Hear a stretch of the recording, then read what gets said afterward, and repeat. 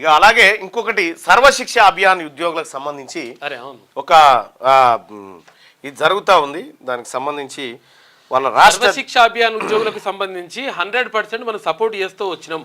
వాళ్ళని న్యాయమైన డిమాండ్ అని చెప్తూ వచ్చినాం. వాళ్ళని లైవ్లో కూడా తీసుకున్నాం. మనము విషయం అది కాదు అంటే నెంబర్ ఏటో ఆయన తానుండే వాళ్ళ సంఘం ఒక క్లారిటీ ఏమి ఇవ్వాల్సి ఉందంటే, ఎందుకంటే మీరు సర్వశిక్ష అభియాన్ ఉద్యోగులు కానీ ఇంకోరు కానీ మాలాంటి రాజకీయ నాయకులను ఎప్పుడు నమ్మకూడదు. ఎందుకు చెప్తా ఉన్నామంటే, హలో హలో నమస్కారం. నమస్కారం యాదగిరి గారు. నమస్కారం. సాయంత్రం ఫోన్ చేసినట్టే నిన్న ఫోన్ చేసిరు, నేను లైవ్లోకి తీసుకుందామని ఇప్పుడు చేశాను. మీకు మీకు సిగ్నల్ లేదా సరిగా? రైట్. ఇప్పుడు సమగ్ర శిక్ష ఉద్యోగులు ఎవరైతే సమ్మె బాటలో ఉన్నారో వాళ్ళకు సంబంధించినటువంటి అంశాలపైన మేము అనేక సార్లు గొంతెత్తడం జరిగింది. ఇటీవల కాలంలో కొన్నిసార్లు ముఖ్యమంత్రి గారితో కూడా చర్చించడం జరిగింది. అయితే నేను మీకు చేస్తున్నటువంటి 1-2 సూచనలు మీరు స్వీకరిస్తే బాగుంటుంది.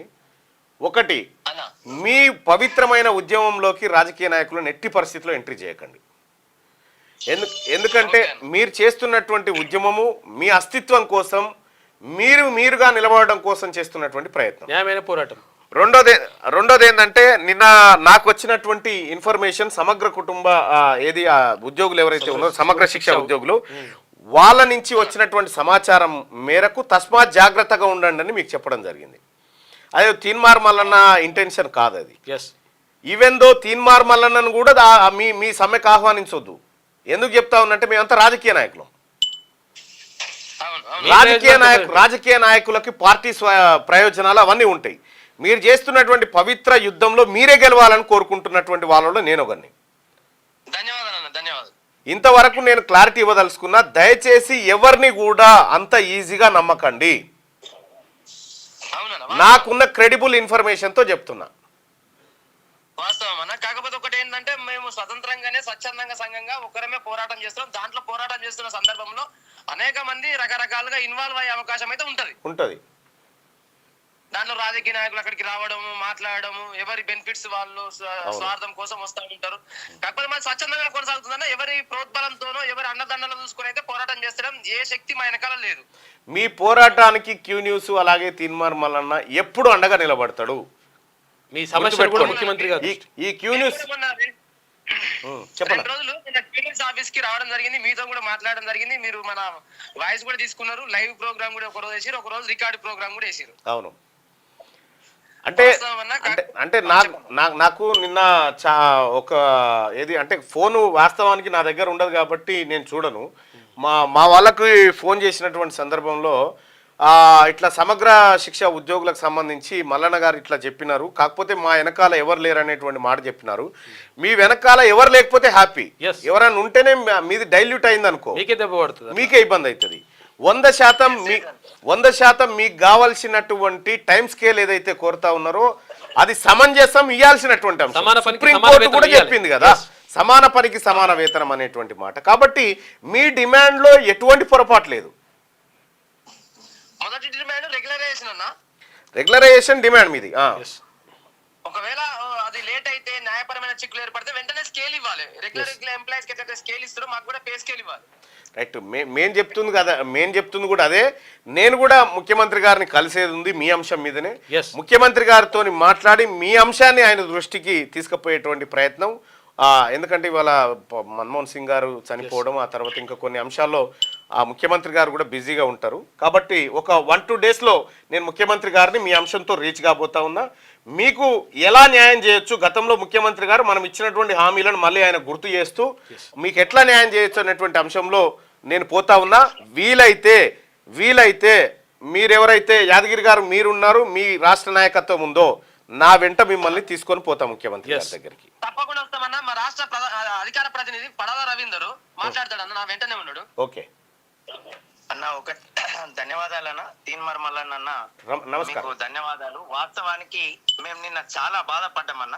ఎందుకంటే మా మల్లన్న కూడా మా ఉద్యమానికి సంబంధించినటువంటి ఇట్లాంటి వ్యాఖ్యలు చేసిండు అనేటువంటి బాధ నేను ఇంద్రవెల్లి వేదికన కూడా వ్యక్తపరిచినన్న. అయితే ఇందులో ఉన్నటువంటి వ్యక్తుల అందరం అన్న, మీరు అన్నట్టు మీ దగ్గర సమాచారం లేదని నేను అనుకుంటలేనన్న. ఖచ్చితంగా మీకు ఇన్ఫర్మేషన్ ఉన్నది, మీ తాట కొంత సబ్జెక్ట్ అనేటువంటి దానికి సంబంధించిన డైల్యూట్ ఉండొచ్చు. కానీ 19,360 కుటుంబాలు స్వచ్ఛందంగా మాకు మేముగా మా ఆకలి కోసము మా జీవితాల కోసము ఇప్పటి వరకు 130 మంది చనిపోతే కూడా ఈ ప్రభుత్వాల నుంచి కనీసం స్పందన కనిపించకపోవడంతోనే ఈ పోరాటం తప్ప అన్న. మాకు ఎలాంటిది ప్రభుత్వం పైన వ్యతిరేకత లేదు. మాకు అపారమైనటువంటి విశ్వాసం అనేటువంటి తెలంగాణ ముఖ్యమంత్రి గారి పైన ఉన్నది. మీరు ఇచ్చినటువంటి ఇంతకు ముందు కూడా మీరు అన్నారు, తప్పకుండా మేము మీతో రావడానికి సిద్ధంగా ఉన్నామన్నా, ప్రభుత్వంతో చర్చించడానికి సిద్ధంగా ఉన్నాం. మేము ఇన్ని రోజులు కూడా ఈ వ్యవస్థకి 20 ఏళ్లుగా మా సేవలు అందించి ప్రాణాలు పోయినా కూడా స్పందించకపోవడానికి కారణంగానే ఈ సమ్మె తప్ప మళ్ళీ మీ అన్న మాట ప్రకారం మేము ఒక మాట మాట్లాడుతూ ఉన్నామన్నా. ఏ సంఘం మమ్మల్ని హైజాక్ చేయాలని ఉన్నా మీరు కూడా దయచేసి గైడ్ చేయండి. మాకు కూడా సమాచారం ఉన్నది. మేము ఎవరిని నమ్ముతలేం. ఏ రాజకీయ పార్టీకో ఏ సంఘానికో ఏ టీచర్ సంఘానికో కూడా మేము వాళ్ళ యొక్క బానిసలంగాము, వాళ్ళ కోసం పోరాటం చేస్తలేం. ఆ విషయాన్ని ఈ వేదిక ద్వారా కూడా ఎవరైతే ఈ ఉద్యమాన్ని హైజాక్ చేయాలనుకుంటున్నారో, ఎవరైతే వాళ్ళ స్వార్థాలకు వినియోగించుకోవాలనుకుంటున్నారో వాళ్ళకు మేము ఖబర్దార్ చెప్తా ఉన్నాం. ఎట్టి పరిస్థితుల్లో ఇది మా న్యాయం కోసం మేము పోరాడుతున్నాం. మీరు మా పేరు చెప్పి మీరు మీ ఇష్టారాజ్యంగా వ్యవహరిస్తే రాష్ట్ర సంఘం ఏనాడు కూడా ఉపేక్షించది. 33 జిల్లాల్లో జరుగుతున్న స్వతంత్ర ఉద్యమంలో పాల్గొంటున్నటువంటి ఉద్యోగులు ఎవరు క్షమించరని ఈ వేదిక ద్వారా క్యూ న్యూస్ ద్వారా రాష్ట్ర అధికార ప్రతినిధిగా పడాల రవీందర్ అయినటువంటి నేను తెలియజేయడం కోసం. రవీందర్ గారు, ముఖ్యమంత్రి గారు తెలంగాణ రాష్ట్రంలో విద్యా వ్యవస్థను గాడిలో పెట్టడానికి కంకణబద్ధుడై ఉన్నాడు.